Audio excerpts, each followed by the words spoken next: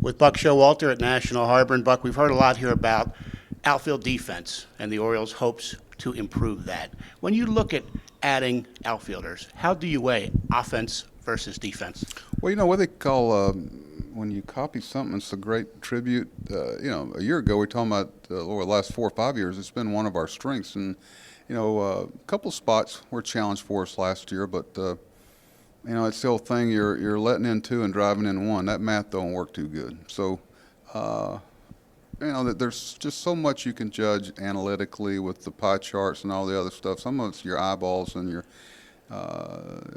obviously a guy like Mark Trumbo drove in a lot more than he let in. Mark worked hard at defense, and he cared, and he threw well. So, you're all looking for that five-tool guy that's a perfect player, and they don't exist, the perfect player. And it's like I tell our minor league guys all the time, and it's really become a mantra in our minor leagues. You got to defend to get the chance up here, because you're going to go through some struggles offensively, whether it's a Chance Sisco or Mancini or whoever.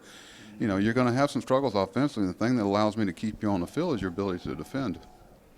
Along those lines, Dan Duquette yesterday mentioned pitch framing and the metrics, and teams are more reliant on that. Is that important for a catcher defense? How do you evaluate that with a catcher?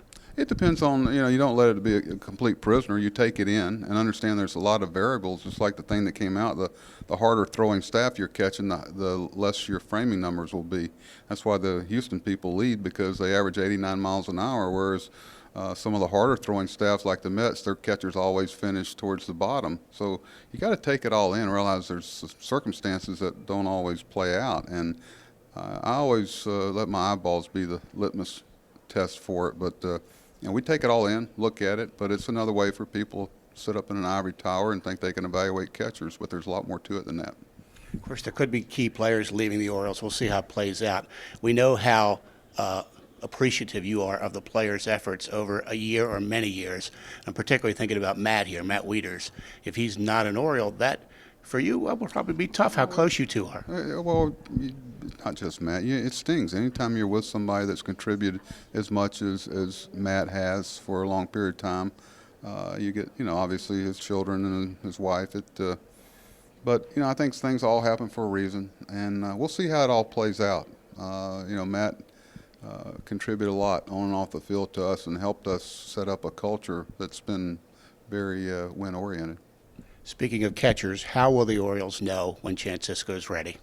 Well, I'm going to lean on a lot of people. He's going to come into the mini camp. Last year I took him over to Fort Myers and had him sit with me the first 3 or 4 innings. He was real quiet early on. It was kind of entertaining for me, and then he kind of opened up. That's where you kind of get to know him, guy. What would you throw here? What did you think about that? What did you think about this? And he's got a lot of want to, but I think he understands that it's going to be a lot more than just about his bat, and because that will be a huge jump for him in the pitching that he's going to be facing at some point.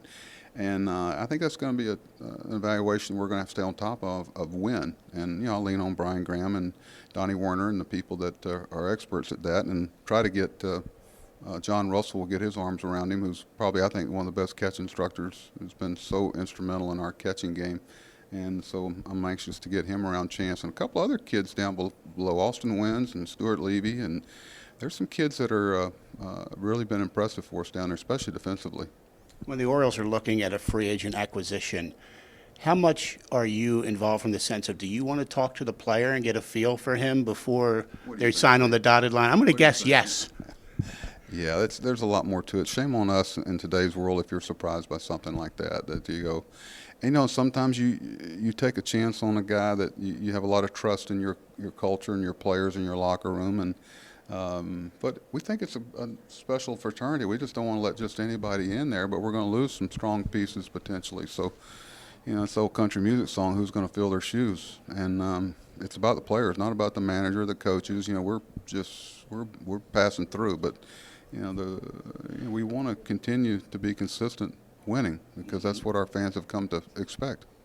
Buck, when you look at players returning, specifically players who maybe didn't have as good a year in 2016 as they hoped to in 2017, who are some of your highest hopes for? Well, I don't want to start naming names. I think it's pretty obvious with a couple, but we think there's another level that guys can go to, and they take in their experience, especially young guys. I think Joey Rickard, if he's healthy, I think a lot of people miss what a loss it was for us over an extended period of time not to have him and Darren O'Day last year. It was worth 2 or 3 games, and we'd have been playing some home games in the playoffs. But I really don't want to name. Obviously, you can talk about guys statistically, from the past are capable a lot better, whether it's Caleb Joseph or even Chris Davis. That potential's there because they're better than that. Buck, thanks for taking the time. Thanks, Steve. Buck Showalter with us here on MASNsports.com.